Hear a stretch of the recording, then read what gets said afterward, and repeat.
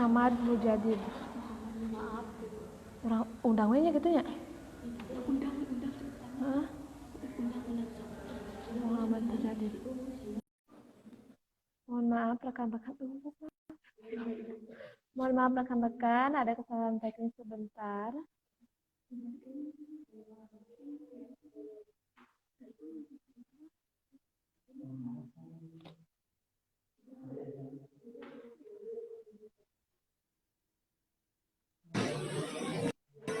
Aku tuh Ustaz, kesalahan teknis. Jaringan ya? Iya. Nah, sudah. Nah, sedikit lagi nih untuk pembekalan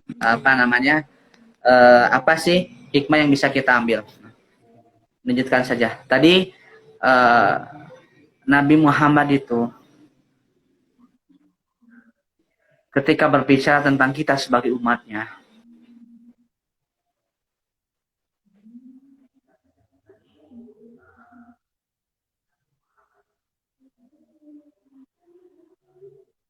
kata ana mustaqon bi ikhwani. Saya merindukan saudara-saudara. Lantas para sahabat heran. Lalu bertanya kepada Nabi, alaisa bi ikhwani? Wahai Rasulullah, bukankah kami ini adalah saudara-saudaramu? Maka Rasulullah menjawab, bal antum ashabi. Tidak, kalian itu adalah sahabat-sahabat. Kemudian para sahabat bertanya, siapakah?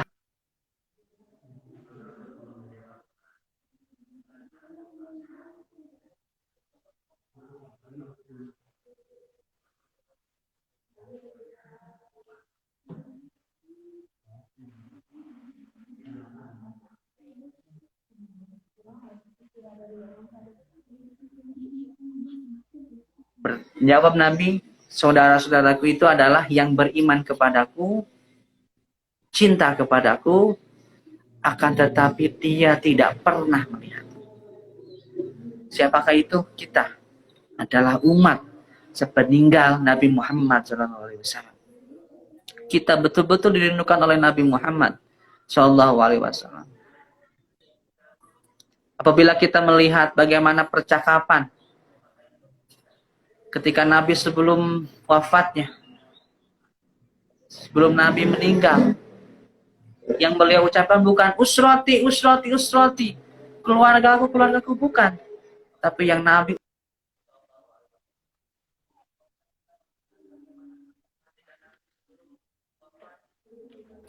seseorang yang rela menanggung semua beban umatnya jika Allah perkenankan.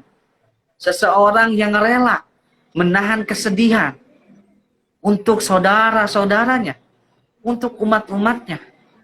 Itu Nabi Muhammad SAW.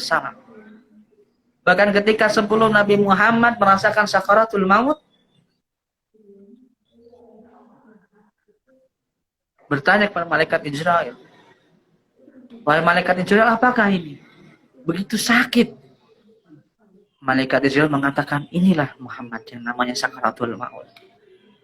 Nabi Muhammad bersedih. Bagaimana jadinya aku pun seorang nabi dan rasul, begitu merasakan sakit dalam keadaan sakaratul maut, umatku ketika mereka merasakan sakaratul maut. Maka Nabi mengatakan pada malaikat Israel, wahai malaikat Israel, jika bisa, aku ingin semua beban akan sakaratul maut berikan kepadaku waktu ini. Akhirnya malaikat itu menjawab, tidak Muhammad, setiap manusia ketika akan mati itu akan merasakan sakaratul maut. Nabi sampai ingin, sampai rela menanggung beban semua umatnya jika Allah perkenankan. Nabi sangat merindukan kita. Nabi sangat cinta kepada kita. Akan tetapi apakah kita pemuda dan pemudi hari ini sudah betul-betul menjadikan Nabi sebagai suri tauladan kita? Apakah kita sudah bertutur kata dengan baik seperti Nabi Muhammad dengan kedermawanannya? Wahai teman-teman, rekan-rekan semua. Apabila kita dalam keadaan merasa sedih, balik kepada cerita tadi lagi, merasa sedih, galau, risau, gelisah, gitu kan. Merasa kita, ya Allah, kenapa sih hanya kita saja yang diuji? Gitu kan. Sedih ketika ditinggalkan oleh orang yang kita sayangi. Coba kita lihat, apabila kita mengeluh karena kita miskin, Nabi pernah miskin. Apabila kita mengeluh karena pernah ditinggal oleh orang yang kita cintai, Nabi pernah ketika masa kecil ditinggal, meninggal oleh ibunda tercintanya, ayahanda tercintanya, kakek tercintanya. Jangan merasa semua ujian yang telah Allah berikan kepada kita, Nabi tidak pernah merasakan. Nabi itu semuanya merasakan ujian-ujian yang sangat menguji kesabaran. Hingga salah satu kejadian yang sangat membuat kita sangat sedih, kejadian di kota Taif. Nabi datang ke kota Taif ingin menyebarkan, meluaskan ajaran Islam. Apa jadinya? Ketika datang ke kota Taif, Nabi disambut luar biasa. Dilempari oleh batu, dilempari oleh kotoran. Bentengnya sahabat Nabi yang dekat menghalanginya. Itu pun berdarah. Nabi pelipisnya berdarah, mukanya semuanya berdarah. Hingga memuat murka malaikat. Datang menghampiri Nabi Muhammad. Lalu berkata, wahai Muhammad, jika seluruh manusia tidak beriman kepada engkau, tidak cinta kepada engkau, kami para malaikat yang akan cinta dan beriman kepadamu sesuai Allah perintahkan. Malaikat meminta, wahai Muhammad, mud yadaika ila sama. Angkatlah kedua tanganmu wahai Muhammad, minta kepada Allah, maka aku akan himpitkan bumi Taif itu berserta dengan isi-isi. Saking marahnya malaikat melihat Nabi yang dicintai oleh Allah ini dilakukan seperti itu. Malaikat pun marah. Apa kata Nabi? Lah, aku tidak akan berdoa kepada Allah. Melainkan aku berharap suatu ketika di kampung Taif ini akan hadir orang-orang yang beriman kepada Allah, orang-orang yang bertakwa kepada Allah, orang-orang yang mengagungkan Allah Subhanahu wa ta'ala. Maka rekan-rekan semuanya, hikmah yang bisa kita ambil dari fenomena kisah Isra dan Mi'raj ini di era pandemi Covid ini adalah tadi, kita harus menjadi pribadi yang sabar dan bersyukur. Karena hari ini betul-betul kita sedang diuji kesabaran. Kita sedang diuji dengan bersyukur. Ada yang mengeluh dengan adanya Covid ini, ada yang merasa tidak bahagia dengan adanya Covid ini. Maka ujian yang paling lekat dari semua kisah peristiwa Isra Mi'raj ini yang harus kita teladani adalah bagaimana sifat Nabi Muhammad yang betul-betul beriman kepada Allah. Dan satu orang lagi yang harus kita teladani adalah Abu Bakar As-Siddiq. Orang yang betul-betul percaya kepada Nabi tanpa ia ragu sedikit pun. Maka dari itu teman-teman semuanya, dua komponen tadi yang bisa menjadikan yang harus kita ambil. Jadi orang yang bersabar dalam setiap ujian, jadi orang yang bersyukur dalam setiap ujian. Dan satu lagi, mari kita sama-sama jadikan Nabi yang kita cintai ini menjadi suri tauladan kita. Seperti hanya kecintaan Nabi terhadap kita. Dengan cara apa? Dengan cara kita selalu dekat dengan Allah, dekat dengan Al-Quran, menyayangi orang-orang sekitar. Satu pesan terakhir dari saya, selain dari inti tentang sabar, Ketika Allah uji kita dengan kesabaran atau dengan ujian, kita fokus dengan sabar agar kita lolos dengan ujian kesabaran itu. Dan apabila Allah berikan kepada kita ujian kenikmatan, maka fokuslah kita terhadap menjadi orang yang bersyukur agar kita lolos dari semua nikmat yang telah Allah berikan kepada kita. Dan satu hal lagi, dari semua kisah Isra dan Mi'raj ini, Allah inginkan kita bertakwa kepada Allah tanpa ada keraguan sedikit pun. Ketika Al-Quran sudah berkata, maka tidak ada satu kata patah kata yang bisa kita membantahnya. Dan kita, satu lagi, teman-teman, rekan-rekan semuanya, meskipun dalam keadaan kita penuh dengan kenikmatan, dalam keadaan penuh ujian, kita jangan pernah meninggalkan Al-Quran. Itu hikmahnya satu. Di bulan ini kita harus memperbanyak ibadah. Jangan pernah sesekali kita tinggalkan Al-Quran. Bahkan kita menelantarkannya. Nauzubillahi min dalik. Kalau sampai ada Al-Quran di rumah, disimpan. Al-Quran sampai debu, berdebu, gitu. Dibuka hamparannya, banyak debunya. Karena kita asik dengan dunia kita, kita lupa dengan Al-Quran. Itu dengan cara kita mengambil hikmah dari kisah Isra Mi'raj.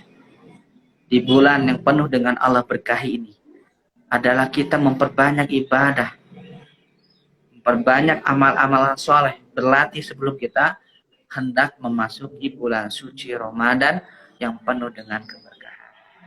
Mungkin itu yang bisa disampaikan. Mohon maaf apabila ada beberapa yang tidak bisa semuanya disampaikan, mungkin karena keterbatasan waktu. Terima kasih sudah memberikan kesempatan. Kita di sini belajar sama-sama. Saya pun masih belajar.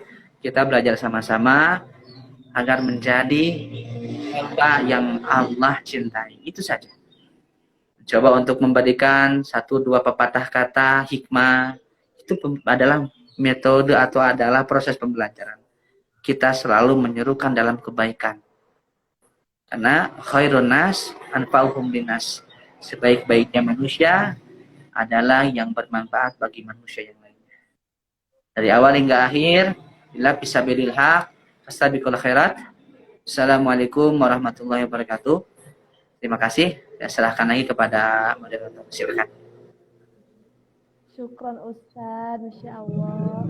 Alhamdulillahirrahmanirrahim. Sampaikan sangat luar biasa sekali Ustaz. Materi yang disampaikan bisa membuka mata hati kita selaku pemuda untuk menerapkan perilaku baginda dari Nabi Muhammad SAW. Di hari libur ini, alhamdulillah kita bisa mengisi dengan hal-hal yang bermanfaat. Semoga menjadi ladang pahala untuk kita semua. Amin ya rabbal alamin. Baik, selanjutnya kita mulai ke sesi pertanyaan. Kepada rekan-rekan yang ingin bertanya, silahkan untuk ketik di kolom komentar. Alhamdulillah Ustadz. Assalamualaikum Ustadz, izin bertanya. Saya milenia ingin bertanya selain sholat, ibadah apa lagi yang diperintahkan Allah Subhanahu wa taala ketika peristiwa Isra Mi'raj? Silakan Ustadz dengan hormat. Langsung dijawab atau menunggu pertanyaan atau apa? Pertanyaan yang lainnya? Langsung aja Ustadz. Oh, langsung saja. Ya, ternuhun Ustadz. Sebentar ya. Ya.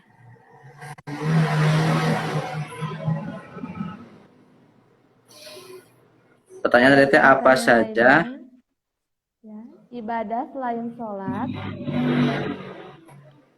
Yang Allah perintahkan ketika peristiwa Isra Mi'raj selain ini ya, selain sholat 5 waktu ya.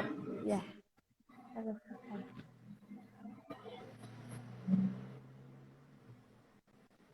Untuk rekan-rekan yang lainnya bisa diketik ya di kolom komentar.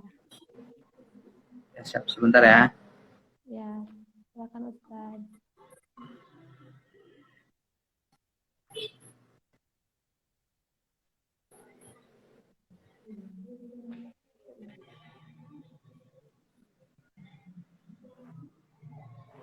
Nah, untuk rekan-rekan semuanya bisa ketik di kolom komentar ya.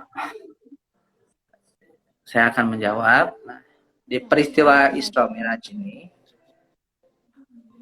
hanya sholat yang Allah perintahkan. Selainnya apa? Selainnya hikmah dari semua fenomena kehidupan. Di perjalanan Isra Mi'raj Nabi Muhammad ini kan melewati beberapa langit ya. Nah, ada di sana orang yang sedang disiksa oleh Allah, yang sedang di dalam neraka dengan percontohannya orang yang sering memakan harta anak yatim itu ada. Dan diperlihatkan Nabi Muhammad bertanya kepada malaikat pada kejadian itu, orang apakah itu wahai malaikat? Mulutnya seperti unta, ya, dimasukkannya batu bara akhirnya keluar dari tuburnya, keluar dari belakang, masuk dari mulut seperti makan ya, itu keluar lagi dari tempat dikeluarkannya, tapi itu berulang kali dan sangat panas. Akhirnya Nabi Muhammad bertanya, wahai malaikat Jibril, apakah itu? Itulah orang yang selalu memakan harta anak yatim. Ada juga orang yang selalu memakan harta riba. Banyak sekali. Jadi Jadi peristiwa Isra Mi'raj ini yang Allah perintahkan itu hanya sholat 5 waktu yang tadinya 50 kali, tapi dengan beberapa kali diserahkan oleh Nabi Musa alaihissalam yang akhirnya 5 kali dalam sehari, sama hanya dengan kita melaksanakan 50 waktu dalam sehari. Nah, itu selebihnya itu lebih kepada ibroh, hikmah. Setiap kejadian-kejadian dalam fase-fase langit-langit tersebut terjadi beberapa fenomena yang sehingga kita harus mengambil hikmahnya. Jangan termasuk orang yang selalu memakan harta anak yatim, ada di sana diceritakan dalam Sirah Nabawiyahnya. Kalau ingin membedah mungkin waktunya tidak akan cukup ya dalam 1 jam ini. Terus ada juga yang kita jangan memakan harta riba, itu ada. Bagaimana hukuman Allah bagi orang-orang seperti itu. Bagaimana seorang lelaki yang zina, ada Allah ceritakan dalam kisah Isra Mi'raj ini, ada bagaimana cerita seorang perempuan yang zina, semuanya ada. Jadi bentuk-bentuk hikmah ibroh cerita Isra Mi'raj ini agar sebagai satu implementasi bagi kita, agar kita tidak termasuk menjadi orang-orang yang menjalankan apa seperti yang pernah Nabi lihat, seperti orang yang selalu makan harta anak yatim dan sebagainya. Mungkin itu saja. Barangkali ada yang lainnya. Baik Ustaz, syukron. Ada lagi Ustaz dari Sunimong. Di era milenial ini, saya khususnya sebagai pemudi, hikmah apa saja yang paling penting yang bisa saya petik dari peristiwa Isra Mi'raj? Ulangi Ustaz. Hikmah. Ya. Nah, tadi disampaikan ya, di era milenial ini ya, berbahasa sekarang kan sudah beranjak ya dari pemuda, pemudi. Nah, masuk nih kita milenial, mungkin sudah 4.0, mungkin nggak tahu kapan 4.0-nya. Nah, jadi gini, hikmah terbesar itu satu sebenarnya yang saya kritisi ya, yang saya coba kritisi, coba saya ambil hikmah, runcing, sebenarnya apa sih yang ingin Allah sampaikan gitu kan. Sebenarnya kita ini dalam Al-Quran ini ya, itu semuanya berbentuknya kisah. Ada kisah Nabi Yunus ya, kisah Nabi Zakaria, semuanya berbentuknya kisah. Termasuk juga dengan Isra Mi'raj ini. Ini kisah yang Allah masukkan dalam Al-Quran, dalam surat Al-Isra. Mungkin nanti rekan-rekan bisa membuka ayat berapanya. Tapi saya sedikit memberikan hikmah terbesarnya satu. Yang selalu saya cermati itu satu sebenarnya. Tauhidulillah. Percaya, takwa kepada Allah. Nah, takwa itu seperti apa? Tadi saya sudah sampaikan juga, kita harus betul-betul meneladani sikapnya Nabi Muhammad Shallallahu Alaihi Wasallam. Nah, mungkin kalau yang bertanya apa perempuan ataupun mungkin untuk laki-laki jelas ya, kita harus betul-betul meneladani Nabi Muhammad sebagai suri teladan kita. Ada yang meniru sifat Nabi dengan sabarnya, ada yang meniru sifat Nabi dengan dengan kedermawanan.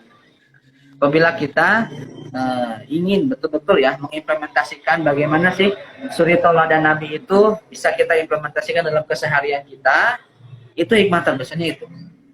Di kisah Isra Miraj ini kita harus bisa menjadi pribadi yang lebih baik lagi.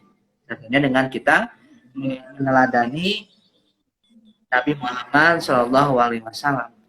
Itu salah satunya. Kenapa saya sampaikan kenapa mengambil ibrohnya itu atau hikmahnya itu? Karena jujur saja ya, yang saya rasakan itu untuk era milenial hari ini, kan? Coba kita pikirkan, terkadang kita menghalalkan sesuatu yang Allah larang. Coba kita pikirkan itu. Terutama anak-anak milenial hari ini, saya begitu sangat sedih sekali melihat perzinahan itu sangat sangat dibolehkan itu, tanpa ada rasa takut sedikit pun kepada Allah. Itu kan? Itu salah satu kan bahkan dalam kisah Isra Miraj ada itu perempuan yang gemar berzina, laki-laki yang gemar berzina, ada itu. Jadi era milenial ini yang betul-betul yang saya sangat khawatirkan. Ya, kita betul-betul terkadang menghalalkan sesuatu yang Allah larang. Coba mungkin kalau ada kaum Adam di sini laki, coba lihat yang kita bisa ambil. Kenapa saya harus mengatakan teladani sifat Rasul? Coba kita lihat berapa banyak masjid yang bertebaran di Sumedang ini. Contohnya Sumedang aja. Bertebaran di Sumedang ini. Berapa banyak anak muda di sana? Berapa banyak anak-anak milenial di sana yang ingin memakmurkan masjid? Hampir kosong, sedikit. Kenapa asa ibrohnya harus meneladani sifat Rasul? Kita harus upgrade. Akhlak kita harus di-upgrade. Gitu kan. Betul-betul kita harus menjadi pribadi yang baik. Agar kita hentikan semua musibah-musibah yang Allah berikan kepada kita. Ini tuh. Jadi kalau saya itu mengambil ibrohnya gitu. Jadi ibrohnya apa? Yang pertama itu. Ibrohnya kita harus betul-betul menjadi suri tauladan atau menjadikan Nabi Muhammad itu sebagai suri tauladan. Jadi rekan-rekan bisa coba search, coba ini searching. Kalau langkah enak sih kalau dalam masalah bab kajian ini kita langsung ya kita bedah sama-sama gitu kan. Karena kan dilewatkan online itu mungkin beberapa hal menjadi salah satu kendala pemaparan saya mungkin yang kurang jelas, mohon maaf mungkin karena tak tahu sinyalnya di sana atau sinyal di saya pun kurang bagus. Itu yang paling pertama yang harus rekan-rekan catat. Ibroh terbesar itu adalah satu dalam kisah Isra Miraj ini adalah kita bagaimana menjadi pribadi yang menjadikan Nabi Muhammad SAW sebagai suri tauladan kita, dan kita betul-betul bertakwa kepada Allah Subhanahu Wa Taala tanpa ada keraguan sedikit pun. Ketika Allah berkata, Al-Quran berkata, "Dzalikal kitabul la raiba fihi, hudal lil muttaqin." Itu dalam surat Al-Baqarah dikatakan, dalam Al-Quran ini tidak ada keraguan sedikit pun. Maka fenomena memperingati hari Isra Miraj ini adalah memperingati kita sebagai anak-anak muda harus menjadi pribadi seperti yang diinginkan oleh Rasul. Atau mungkin untuk referensi ya, referensi para akhwat, para kaum hawa gitu kan. Tidak mungkin kan semua kita tiru sifat Nabi itu, karena ada sifat Nabi itu kepriaan atau kelelakian. Tapi ada referensi. Semua istri Rasul itu, kenapa Allah bolehkan Rasul menikah lebih daripada 4? Itu semua wanita yang pernah Rasul nikahi itu sudah mewakili semua sifat wanita sedunia ini. Maka coba kita lihat referensinya. Istri Nabi yang mana nih yang cocok untuk pribadi kita? Apakah Siti Khadijah, apakah Siti Aisyah, dan sebagainya. Nanti coba bisa teman-teman cari referensinya. Mungkin itu yang bisa diberikan jawabannya. Mohon maaf apabila ada kekurangan. Syukran Ustadz. Ustadz ada satu lagi. Assalamualaikum, perkenalkan Ustadz, nama saya Tiara. Izin bertanya Ustadz, apa tujuan Allah mengisra mi'rajkan Nabi Muhammad SAW? Ini lebih tujuan Allah apa mengisra dan mi'rajkan Nabi Muhammad SAW itu? Ya. Sebentar ya. Jadi coba saya baca ya langsung dari Sirah Nabawiyahnya. Takutnya kalau saya bicara takutnya ada yang ditambahkan, ada yang dikurangkan, gitu kan?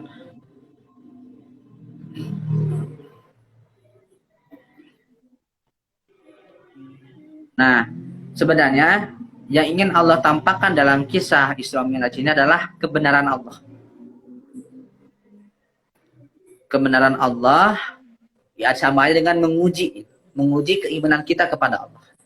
Karena tadi seperti yang diceritakan ya, mungkin tadi ada sendiri seperti ini, Nabi Muhammad ketika sudah diisrakan ya dari Masjidil Haram ila Masjidil Aqsa, lalu datang ke bukit, berbicara kepada kaum kafir Quraisy, mengatakan semua fenomena yang terjadi yang dialami oleh Nabi. Semua orang tidak percaya. Terus kenapa tidak percaya? Karena mereka menganggap itu mimpi. Mimpi. Sekarang gini, kalau kita berbicara mimpi, bukankah kisah Nabi Ibrahim alaihissalam dan Nabi Ismail alaihissalam ketika Allah suruh Nabi Ibrahim untuk menyembelih Nabi Ismail adalah berawal dari mimpi? Iya, berawal dari mimpi. Wahai anakku, aku bermimpi. Nah, kata Nabi Ibrahim apa? Aku bermimpi. Aku bermimpi disuruh Allah untuk menyembelihmu. Lalu apa yang dikatakan Nabi Ismail? Lakukan, wahai ayahku, jika itu Allah yang memerintahkan. Nah, itu bentuknya mimpi. Dikarenakan Nabi Ismail mengimani Allah, Nabi Ibrahim percaya kepada Allah, dan dijadikanlah mimpi itu adalah suatu bentuk kebenaran yang harus dilakukan. Maka dalam kisah Isra Mi'raj ini, itu ada Sirah Nabawi yang menjelaskan Nabi itu keadaannya dalam sedang bermimpi. Jadi ruhnya yang keluar, jasadnya diam. Maka kenapa kaum kafir Quraisy ini ketika Nabi berbicara tentang peristiwa Isra-nya itu dari Masjidil Haram ila Masjidil Aqsa tidak percaya? Karena itu mimpi. Mustahil mimpi dari Muhammad itu benar. Maka waktu itu orang kafir Quraisy ini mencari orang kepercayaan orang Makkah, itu adalah Abu Bakar. Ketika Abu Bakar ini tidak percaya, maka sudah semua orang Makkah tidak akan percaya. Tetapi apa? Posisi Abu Bakar ini di sahabat yang paling dicintai Nabi ini adalah seperti posisinya Nabi Ismail alaihissalam. Tidak ada keraguan sedikit pun apa yang disampaikan oleh Nabi Muhammad Shallallahu Alaihi Wasallam. Lalu Allah menurunkan ayat dalam surat Al-Isra ayat 60, bisa kita bacakan artinya. Dan kami tidak menjadikan mimpi yang telah kami perlihatkan kepadamu melainkan sebagai ujian bagi manusia. Melainkan, garis bawah ya, melainkan sebagai ujian bagi manusia. Nah, ujiannya di sebelah mana? Ujiannya kepercayaan hati kepada Allah Subhanahu wa Ta'ala, kepada hal-hal gaib yang tidak pernah kita lihat. Karena mungkin kita baca kisah Isra Mi'raj ini berbentuknya dalam kisah Sirah Nabawiyah atau dalam Al-Quran gitu. Jadi tujuan Allah mengisrakan Nabi Muhammad SAW menurut hasil apa istilahnya ibrah yang bisa saya ambil itu salah satu. Allah ingin memperlihatkan kebenaran tentang Allah agar kita betul-betul beriman Allah, agar kita betul-betul beriman kepada Allah, dan Allah jadikan itu sebagai ujian bagi kita manusia. Bagi kita yang tidak yakin mungkin itu ujian. Bagaimana mungkin mimpi bisa kita yakini, mimpi bisa kita benarkan, sedangkan kita mimpi pun kadang tidak benar gitu kan, bahkan tidak terjadi. Ini mimpi Nabi bermimpi gitu kan. Akan tapi Allah benarkan dalam surat Isra ini, dan kami tidak menjadikan mimpi yang telah kami perlihatkan kepadamu. Jadi yang Allah perlihatkan kepada kita ini, kisah Isra Mi'raj adalah berbentuknya mimpi, melainkan sebagai ujian bagi manusia. Kita percaya dengan mimpi itu, berarti kita sudah lolos, kita beriman kepada Allah, dan kita melaksanakan perintah Allah. Dari hasil kisah Isra Mi'raj adalah melaksanakan sholat 5 waktu ini. Oke, itu yang bisa dijawab ya. Mohon maaf apabila ada kekurangan. Terima kasih Ustadz. Alhamdulillah, rekan-rekan semuanya, materi telah disampaikan dengan baik. Terima kasih yang sedalam-dalamnya. Semoga kita dapat bertemu di lain kesempatan. Nuhun Ustaz.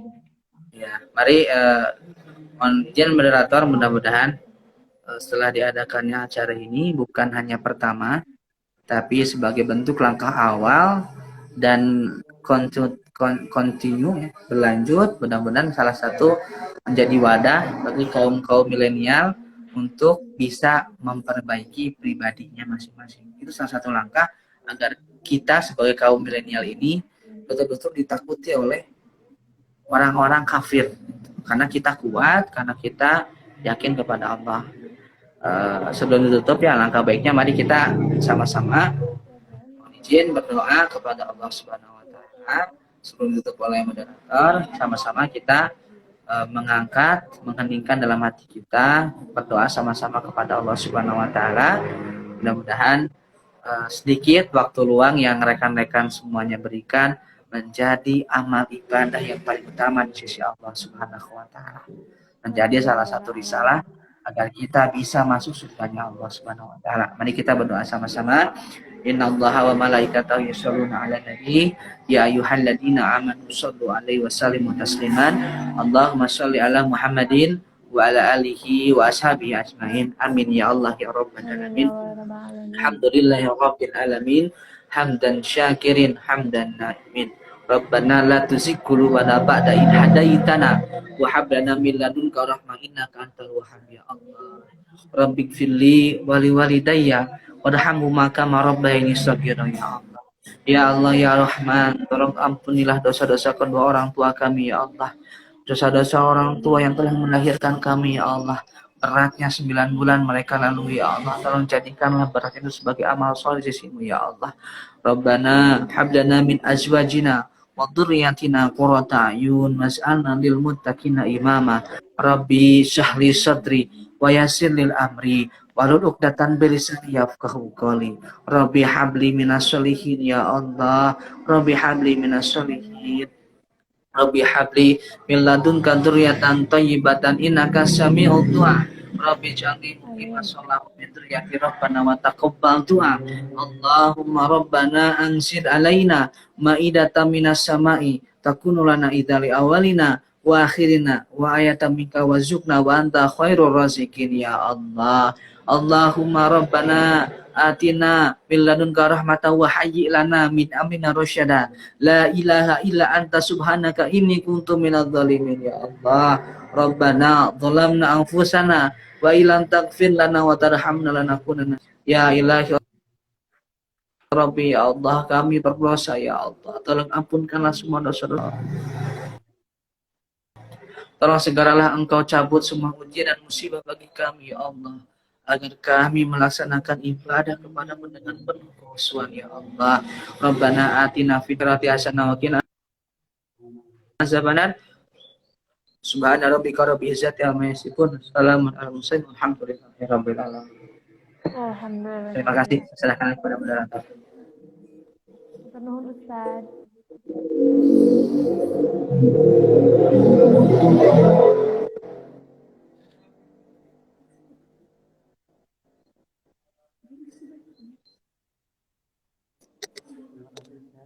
Terima kasih Ustadz, boleh silakan dengan mengurangi rasa hormat untuk meninggalkan platform IG. Atur nuhun. Ya, terima kasih bagi semuanya. Mohon maaf apabila banyak kesalahan dari saya. Kebenaran datang dari Allah, kesalahan dari diri yang fakir ini, diri yang penuh dosa ini. Mohon maaf apabila banyak kesalahan. Sekian yang bisa disampaikan. Akhirul kalam ila bismillah wastabiqul khairat. Assalamualaikum warahmatullahi wabarakatuh. Waalaikumsalam Tetap semangat warahmatullahi bagi wabarakatuh. rekan-rekan semuanya ya. Mudah-mudahan Allah mencatat amal baik bagi kita semua. Amin. Penuh Ustaz.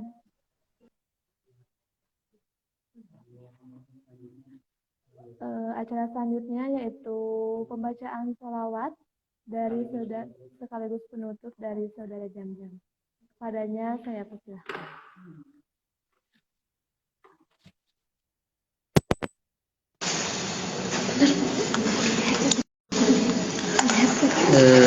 Baik, Assalamualaikum warahmatullahi wabarakatuh. Sebelum ke acara terakhir, sedikit saya umumkan bahwa kegiatan ini merupakan kegiatan rutin yang nantinya akan teman-teman bisa saksikan setiap bulannya di live Instagram SEMA Senat Mahasiswa _STIA kegiatan ngopi atau ngobrol pengetahuan Islam. Jadi kedepannya selalu nantikan kegiatan kajian ini kedepannya. Baik, langsung saja kita ke acara terakhir yaitu sholawat. Bagi teman-teman yang tahu sholawat ini dipersilahkan untuk membacakan sholawat di tempatnya masing-masing. Bismillahirrahmanirrahim. Allahumma barik lana fi Rajab wa Sya'bana wa ballighna Ramadana wa hasil maqsidana wa ballighna Ramadana wa hasil maqsidana.